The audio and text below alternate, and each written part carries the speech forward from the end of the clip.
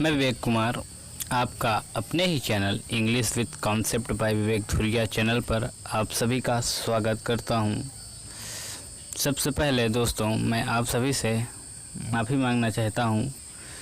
यह सेशन इतने दिनों के बाद हुआ, जबकि मैंने कहा था कि जो संपूर्ण आर्टिकल वाला सेशन था उसमें बोला था कि मैं नेक्स्ट डे ही आपका प्रैक्टिस सेशन लेके आऊँगा आर्टिकल के ऊपर, पर यहाँ लाइट का प्रॉब्लम होने की वजह से यह सेशन थोड़ा डिले हो गया। तो चलिए कोई बात नहीं, अब आगे से आपको रोज़ एक वीडियो देने का हम भरसक प्रयास करेंगे, ठीक है। तो बढ़ते हैं आज के हम अपने टॉपिक पे। आर्टिकल जैसा कि यहाँ पर दिया गया है, exam oriented most important practice session. Means करने का मतलब है यहाँ से क्वेश्चन आपके एग्ज़ाम में बनते ही बनते हैं। और क्वेश्चन सॉल्व करने से पहले हम आपको एक चीज़ और बताने जा रहे हैं। यह सेशन हम क्यों करते हैं प्रैक्टिस सेशन क्वेश्चन का, क्योंकि आप कॉन्सेप्ट चाहे जितना ही पढ़ लें, जब तक आप प्रैक्टिस सेशन नहीं ज्वाइन करेंगे तो आप कुछ भी नहीं सीख पाएंगे। सीखते हुए भी आप कुछ भी नहीं सीख पाएंगे। तो बढ़ते हैं हम अपने आज के सेशन में। जैसा कि यहाँ पर फर्स्ट क्वेश्चन दिया गया है, मैंने आपके लिए चुन चुन के क्वेश्चन लाए हैं।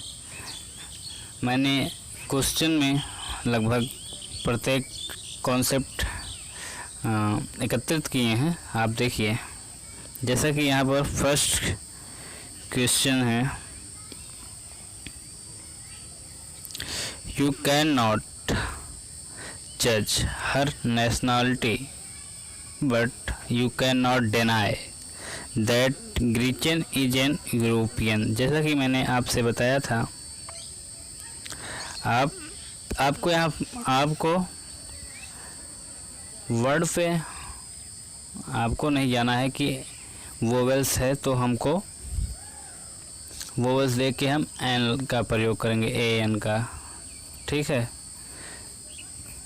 तो जैसे कि यहाँ पर दिया गया है, जैसा कि आप देख सकते हैं यहाँ पर ये डी वाले में दिया गया एन यूरोपियन, जबकि हमने आपको बताया था आप वोवेल्स के लेटर पे नहीं जाएंगे, आपको साउंड पे जाना है। आखिर उसका मतलब क्या निकल रहा है, यानी उच्चारण यदि आ ई उ ऐ हो रहा है तो वहाँ पर एन का उपयोग होगा। यदि उच्चारण और कोई हो रहा है तो वहाँ पर ए का उपयोग। जैसा कि यहाँ पर देख रहे हैं एन यूरोपियन, यहाँ पर साउंड आपका यू का निकल रहा है, तो यहाँ पर एन यूरोपियन नहीं होकर यहाँ पर हो जाएगा ए यूरोपियन, ठीक है। अब बढ़ते हैं दूसरे क्वेश्चन की तरफ। जैसे लिखा है, if you commit a serious crime you could be sent to the prison. जैसा कि आप देख पा रहे हैं, आपको एरर देखना है कि आपकी गलती कहाँ पर है। जैसा कि इफ़ यू कमिट आपको सही लिखा है, अ सीरियस क्राइम, क्राइम कोई बता है काउंटेबल है, तो ये ठीक लगा है। You could be sent to the prison means मैंने आपको द को कहाँ पर यूज करना है आपको बताया था, बार बार मैंने उस पर जोर देकर बताया था कि आप इस बात का ज़रूर ध्यान रखें। यदि हम चीज़ों को स्पेसिफिक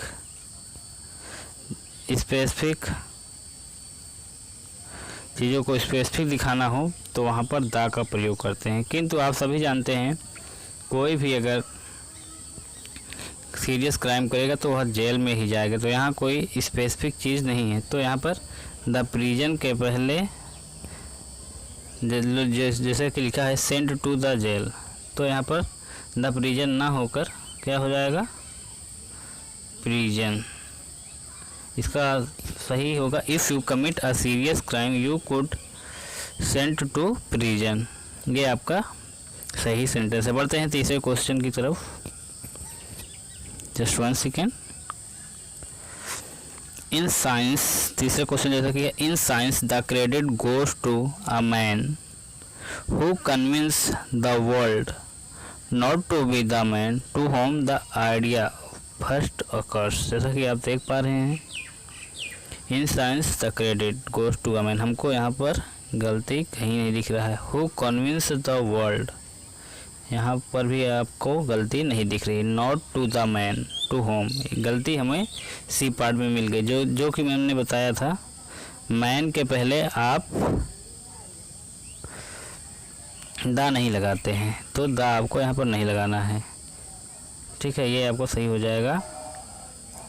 जैसा कि आप देख रहे हैं, who convince the world not to man to home, ये होगा राइट।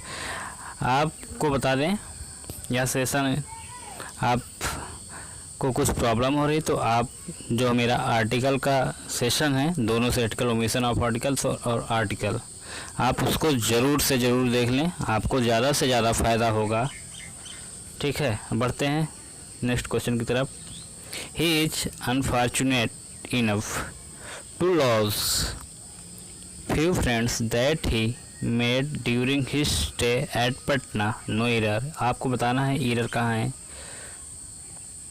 ढूंढिए। चलिए हम बताते हैं एरर कहाँ पर है आपको, जस्ट 1 सेकेंड। जैसा कि आप देख पा रहे होंगे, एरर हम आपको बताते हैं। ही इज अनफॉर्चुनेट इनफ, जैसा कि यहाँ पर दिया गया है, ये ठीक है। To loss few friends, few का मतलब क्या होता है, नेग्लिजिबल। नेग्लिजिबल मीन्स कुछ भी नहीं, तो यहाँ पर फ्यू फ्रेंड्स नहीं होगा, तो यहाँ पर हो जाएगा आपका आ फ्रेंड, ये आपका राइट है। ठीक है, बढ़ते हैं 5वें क्वेश्चन की तरफ। For first time in our life something really exciting has happened. जैसा कि हमने आपको बताया था, ऑर्डिनल नंबर के पहले दा लगता है, तो यहाँ पर आपका फर्स्ट ऑर्डिनल नंबर है, तो इससे पहले हो जाएगा द फर्स्ट टाइम, ये आपका सही होगा। आपको हम बार बार यह बता दे रहे हैं कि आप अगर मेरा दोनों वीडियो आर्टिकल का नहीं देखे हो, तो वहाँ से आप जाकर सभी कॉन्सेप्ट को क्लियर करके यहाँ पर आएँ, तो आपको ज़्यादा से ज़्यादा लाभ होगा। ठीक है, बढ़ते हैं सेकंड स्लाइड की तरफ। 6वां क्वेश्चन हमारा है, the breakfast should be light but the breakfast he had this morning was heavy. जैसा कि मैंने बताया था, यदि आप रोज़ाना वही काम कर रहे हैं तो वह आप में कुछ नया नहीं है, स्पेसिफिक नहीं है। ठीक है, जैसा कि इसमें दिया है, the breakfast should be light but the breakfast he had this morning was heavy. जैसे कि द ब्रेकफास्ट है, शुड बी अ लाइट, ये आपको दिया है, the breakfast should be light but the breakfast he had, जैसे कि ये दिया गया स्पेसिफिक, इसमें ये वाला ब्रेकफास्ट है। दिस मॉर्निंग ब्रेकफास्ट स्पेसिफिक है, मीन्स हैवी था, और जो ये है ब्रेकफास्ट ये इसमें आपको सजेशन दिया गया है, तो आपका यहाँ पर कुछ भी नया नहीं है। मीन्स कहने का ये है, जो डेली का ब्रेकफास्ट है उसके पहले आप आर्टिकल दा का प्रयोग नहीं करेंगे। आर्टिकल दा का प्रयोग वही करेंगे जहाँ पर कुछ स्पेसिफिक चीज़ों को दिखाया गया हो। ठीक है, आप द यहाँ काट देंगे तो हो जाएगा, breakfast should be light but the breakfast he had this morning was heavy. बहुत लर्नर को ये भी कन्फ्यूजन हो रहा होगा, तो हम फर्स्ट पार्ट ए में जो द ब्रेकफास्ट है उससे पहले हम द काट दे रहे हैं, किंतु बी पार्ट में द ब्रेकफास्ट को सही कर रहे हैं। तो हम आपको यही बार बार बता रहे हैं कि जब हम द का प्रयोग करते हैं तो वहाँ पर कुछ स्पेसिफिक होना चाहिए। जैसे कि ये है, the breakfast he had this morning, means कहने का मतलब है उस मॉर्निंग आपका ब्रेकफास्ट हैवी था, ये मतलब स्पेसिफिक है, तो इससे पहले था, ये सही है। ठीक है, तो 6वें क्वेश्चन में गलती ए पार्ट में। तो बढ़ते हैं 7वें क्वेश्चन की तरफ। Bible is the Holi book of the Christian, जो कि बाइबल आपका रिलीजन बुक है क्रिश्चियन का।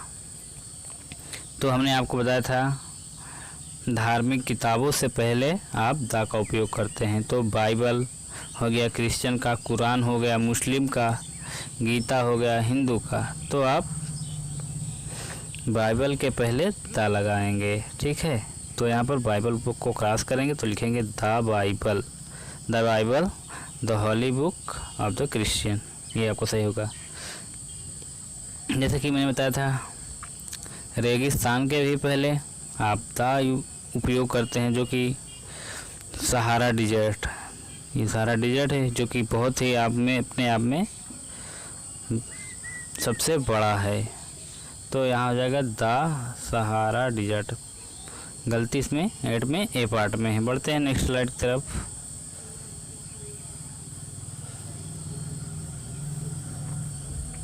नवा क्वेश्चन देखिए, यहाँ पर आपको ट्रू और फॉल्स बताना है। ये सेंटेंस गलत है या सही है आप बताएंगे, तो बताइए तीनों में क्या क्या गलती है।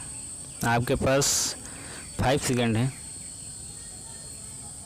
चलिए ठीक है, हम बताते हैं कौन सा सही है कौन सा गलत है। देखिए जैसे कि नवा क्वेश्चन है, डॉग इज़ फेथफुल एनिमल्स। यहाँ पर आपको आर्टिकल का उपयोग करना है कि नहीं करना है, तो हम कॉन्सेप्ट की तरफ आपको ले चलते हैं, जिसमें हमने बताया था यदि किसी व्यक्ति से या वस्तु से उसके पूरे जाति के बारे में हमको बताना हो, तो उससे पहले हम द का उपयोग करते हैं। जैसे डॉग इज फेथफुल, एक डॉग तो फेथफुल एनिमल नहीं होता है, हम इसकी जात की बता रहे हैं पूरे, तो इसका हो जाएगा the dog is faithful animal it rights. ये है फॉल्स। हम आपको ट्रू फॉल्स क्यों देते हैं, क्योंकि आप गलती करके ही ज़्यादा आपके सीखने की कैपेबिलिटी बढ़ती है, इसलिए हम लगभग 80 से 90 क्वेश्चन में फॉल्स ही रखते हैं, जिससे आपको ज़्यादा से ज़्यादा समझ में आए। अब बढ़ते हैं 10वें नंबर पे, द मैन इज मॉर्टल। किंतु हमने आपको यह भी बताया था, किसी भी व्यक्ति, वस्तु अथवा चीज़ का यदि हमें उसके पूरी जाति के बारे में बताना हो, तो उससे पहले द लगाते हैं। लेकिन यहाँ पर एक्सेप्शंस आपका है, मैन और वोमेन के पहले आप द नहीं लगाएंगे। आपको ये रिवाइज कर लेना है और हमेशा क्लियर कर लेना, मैन और वोमेन से पहले आप द का प्रयोग कभी नहीं करेंगे। ओके, जैसा कि है 11 number questions, dog can not catch a fish. जैसा कि यहाँ पर भी आपको डॉग एनिमल के बारे में बताया गया है, तो ये सभी डॉग के लिए है, उसके पूरी जात के लिए। तो होगा यहाँ पर द डॉग। आपको इसका हिंदी मतलब बता देते हैं, dog can not catch a fish. कहने का मतलब है कुत्ता कभी भी मछली को नहीं पकड़ सकता, जो कि आप सभी लोग जानते हैं। तो यह पूरी जात के लिए, ना कि एक कुत्ते के लिए। ठीक है, कोई भी कुत्ता मछली को नहीं पकड़ सकता है। ठीक है, बढ़ते हैं नेक्स्ट स्लाइड की तरफ। इसमें भी ट्रू फॉल्स बताना है आपको, कौन कौन से ट्रू हैं कौन कौन से फॉल्स हैं। क्वेश्चंस आपके पास है 5 सेकंड, आप कमेंट में लिखें ज़रूर। चलिए हम बताते हैं आपको गलती कहाँ कहाँ पर है, कौन सा क्वेश्चन सही है कौन सा गलत है। जैसा कि 12th क्वेश्चन में लिखा गया है, Mahatma Gandhi is a greatest leader in India. तो आपको बताना है गलती है कि नहीं इसमें। चलिए ठीक है, हम बताते हैं आपको क्या गलती है। जब कभी भी आपको ऐसा लगे वाक्य में सुपरलेटिव डिग्री आया है, तो उससे पहले हम द का प्रयोग जरूर करते हैं। जैसा कि यहाँ पर Mahatma Gandhi is a greatest leader in India है, तो हम महात्मा गांधी ही is the greatest leader in India होगा, राइट। यहाँ पर हम काट देंगे, तो यहाँ पर कर देंगे Mahatma Gandhi is the greatest leader in India. ठीक है, जैसा कि आप सभी जानते होंगे, जब कभी भी सुपरलेटिव डिग्री की बात कर रहा हो तो वहाँ पर आप द का प्रयोग करेंगे। आप लोग superlative, comparative degree, positive degree क्या होता है, इसके बारे में जानने के लिए आप हमारे साथ जुड़े रहें। हम जल्द ही उस पर एक ऐसा सेशन लाएंगे जो आपने कभी सुना नहीं होगा, ना आपने कभी देखा होगा। ठीक है, आप वहाँ पर ज़रूर आइएगा। हम जल्द से जल्द उस सेशन को लेकर आएंगे। पॉजिटिव डिग्री क्या होता है, कॉम्परेटिव डिग्री क्या होता है, सुपरलेटिव डिग्री क्या होता है। ठीक है, बढ़ते हैं नेक्स्ट क्वेश्चन में। Sachin was best player of India. यहाँ पर भी आप सुपरलेटिव जानते हैं, गुड का क्या होता है, बेस्ट होता है सुपरलेटिव, और इसका कॉम्परेटिव डिग्री क्या होता है, गुड, बेटर, बेटर होता है। ठीक है, कॉम्परेटिव। और सुपरलेटिव डिग्री क्या होता है, बेस्ट होता है। ठीक है, तो हम लगाएंगे Sachin was the, superlative degree के पहले आपको द लगाना है, the best player of India. ठीक है, बढ़ते हैं 14वें नंबर पर। Ramesh was my the best friend of college time. जैसे कि मैंने आपको बता दिया गया है, सुपरलेटिव डिग्री के पहले आप द का प्रयोग करेंगे, जैसा कि यहाँ पर दिया गया है, द बेस्ट फ्रेंड। तो आपका ये क्वेश्चन ट्रू है।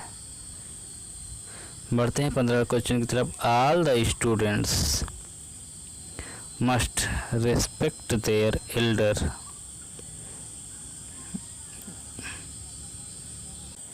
जैसा कि आप पढ़ रहे होंगे, all the student must respect their elders.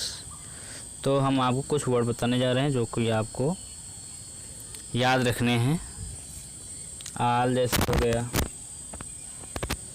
Both हो गया, बोथ ऑफ हो गया, आइदर ऑफ हो गया, नाइदर ऑफ हो गया। इनके बाद आने वाले संज्ञा से पूर्व द का प्रयोग जरूर करते हैं, जैसा कि यहाँ पर दिखाया गया है। ऑल द स्टूडेंट्स, तो ऑल के बाद आपका नाउन आया है, तो इसके पहले हम द का प्रयोग जरूर करेंगे। तो ये भी आपका सही क्वेश्चन है। ठीक है, बढ़ते हैं नेक्स्ट क्वेश्चन की तरफ। What kind of a girl is she? मैंने आपको और भी बताया था एक चीज़, आपको याद होगा नहीं तो हम आपको रिवाइज करा देते हैं। ऐसे वर्ड होते हैं जैसे कि काइंड ऑफ,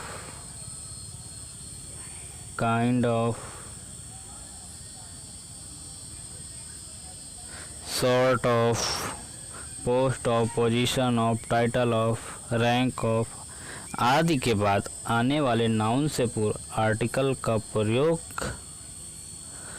नहीं करते हैं, जैसा कि यहाँ पर दिया गया है।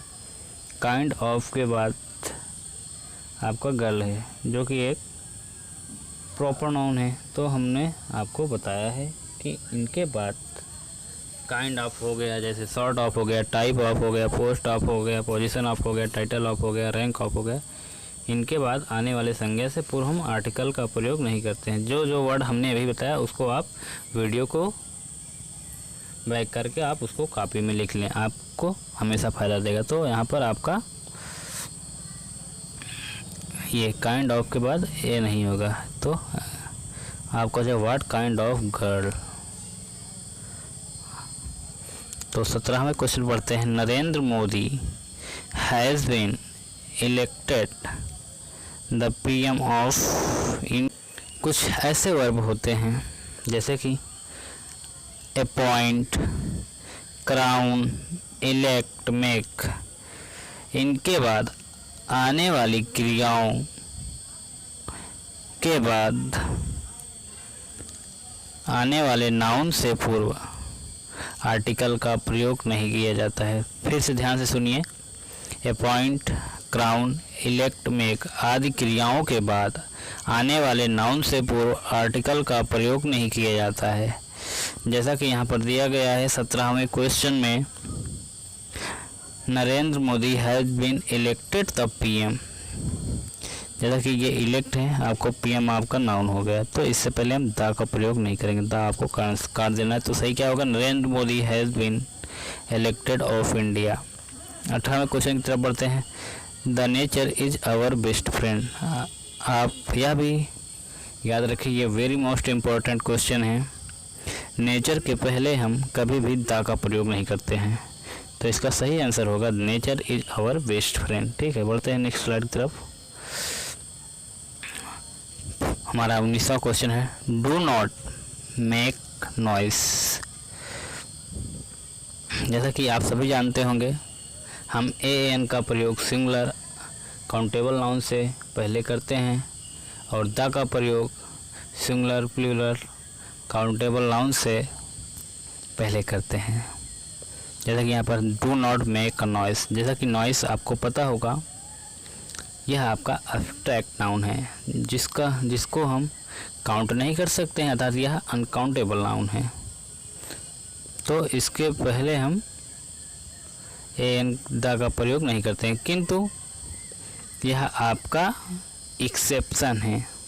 आप यहाँ पर मेक और नॉइस लिखेंगे क्योंकि यह आपका एक्सेप्शन है, ये मोस्ट इम्पोर्टेंट है, आपको ये रटना है। आपको हम एक्सेप्शंस पहले बता दें हैं, अब इसका असली रो तो हो जाएगा ये करेक्ट, मेक आ नॉइस। ठीक है, do not make a noise is the correct sentence. ठीक है, बढ़ते हैं 20वें क्वेश्चन की तरफ। जैसा कि यहाँ पर दिएगा, he has given some pieces of advices. जैसा कि हमने आपको बता दिया है, आप कभी भी आर्टिकल का प्रयोग अनकाउंटेबल नाउन से पहले नहीं कर सकते हैं। ठीक है, तो 20वां क्वेश्चन आपको पढ़ के भी ऐसा लग रहा हो, किंतु आप यह भी जानते होंगे अनकाउंटेबल नाउन को कभी भी आप प्लूरल नहीं बना सकते। जैसे कि यहाँ पर दिया गया है, एस लगा दिया गया, तो आपको यहाँ से एस को काटना है, तो होगा आपका क्या, he has given some pieces of advice. आप एक चीज़ और याद रखें हमेशा के लिए, यदि आपके सेंटेंस में अनकाउंटेबल नाउन आ रहा है तो आप हमेशा यह याद भी और भी रखें कि जो आपका नाउन हो वो सिंगुलर फॉर्म में होगा और जो आपका वर्ब है वो भी सिंगुलर फॉर्म में होगा। आप इसको एज इट इज़ कॉपी में या अपने नोट्स में अच्छे से लिख लें, हेडलाइन कर लें इसको।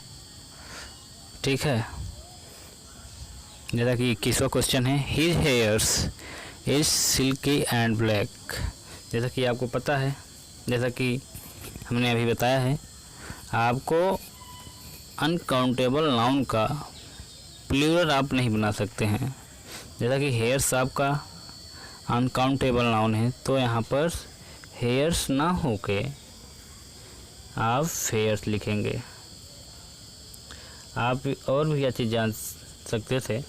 इसके बाद इज का प्रयोग किया गया, जैसा कि मैंने बताया था सिंगुलर वर्ब का प्रयोग किया जाता है अनकाउंटेबल नाउन के साथ, और नाउन जो होता है आपका सिंगुलर ही होता है। ठीक है, तो आप समझ गए होंगे, आशा है।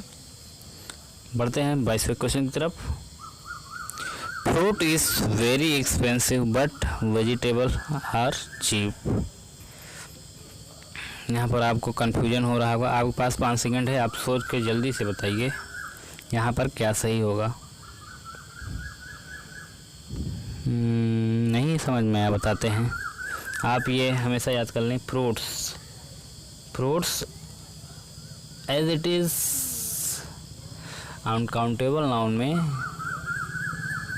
होता है।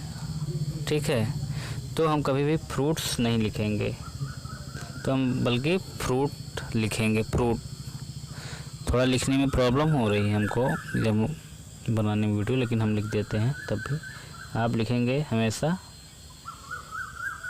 फ्रूट, ये आपका सही है। आपका अनकाउंटेबल नाउन होने की वजह से आप फ्रूट्स नहीं लिखेंगे, फ्रूट लिखेंगे। इसके बाद देखिए आपका क्रिया भी दिया गया है singular verb, fruit is very expensive but vegetables are cheap. Vegetable को हम काउंटेबल और अनकाउंटेबल के तहत मान सकते हैं। ठीक है, बढ़ते हैं नेक्स्ट स्लाइड की तरफ।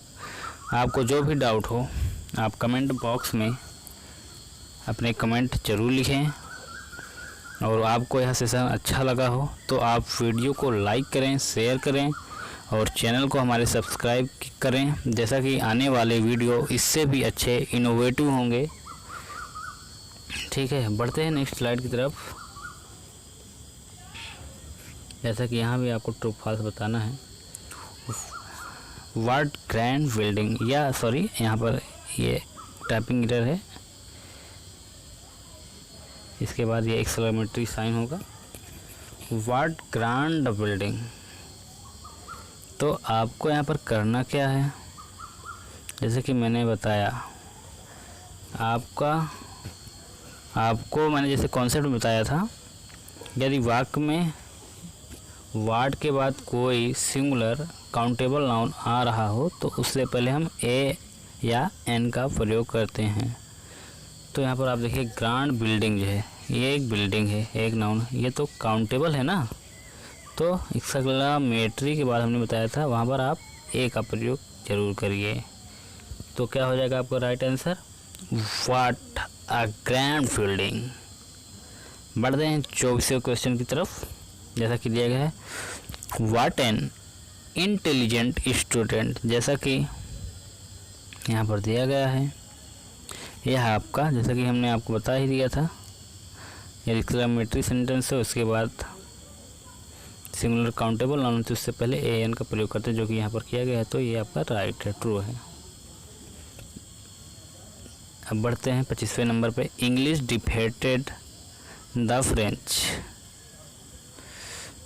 आपको एक बात का और हम ज्ञान करा दें, भाषा से पहले हम द का प्रयोग नहीं करते हैं, किंतु यदि हम भाषा से व्यक्ति का बोध करा दें तो वहाँ पर द का प्रयोग करेंगे। जैसे अंग्रेजी है तो मतलब अंग्रेजी, द अंग्रेजी होगा तो मतलब अंग्रेजी लोग। तो आप लोग ऐसा हमको फीलिंग हो कि लोगों की बात किया जा रहा हो भाषा से, तो हम उसके पहले द का प्रयोग करेंगे। जैसे इंग्लिश डिफीटेड द फ्रेंच, यहाँ पर आपको क्या समझ में आ रहा है, अंग्रेजी ने हराया फ्रेंच व्यक्ति को। भाषा किसी व्यक्ति को थोड़ी ना हरा सकता है, एक आदमी ही आदमी को हरा सकता है। तो आपका यहाँ पर क्या हो जाएगा, जैसा कि मैंने बताया है, यदि हम किसी भाषा से व्यक्ति को बोध करना चाहते हैं तो उससे पहले हम द लगा दे सकते हैं। तो क्या हो गया, the English defeated the French, अंग्रेजी व्यक्ति ने फ्रेंच व्यक्ति को पछाड़ा। बढ़ते हैं अगले क्वेश्चन में। The English speak English, the English speak English, जैसा कि यहाँ पर दिया गया है, द इंग्लिश मतलब अंग्रेजी व्यक्ति इंग्लिश बोलता है, जो कि सही है, आपका 26 में सही है। तो गाइस आपका सेशन एंड होता है। तो आपको हम एक और बात बता दे रहे हैं, आप सेशन को ज़्यादा से ज़्यादा शेयर करिए। Thanks for watching this session English with concept by Vivek Dhuriya. ऐसे ही नए नए इनोवेटिव सेशन देखने के लिए आप चैनल को सब्सक्राइब कर लें और बेल आइकन को ज़रूर प्रेस कर दें, ताकि आप हमारे आने वाले वीडियो के बारे में आपको जल्दी से जल्दी मालूम हो सके। एक बार फिर से आप सभी का बहुत बहुत धन्यवाद।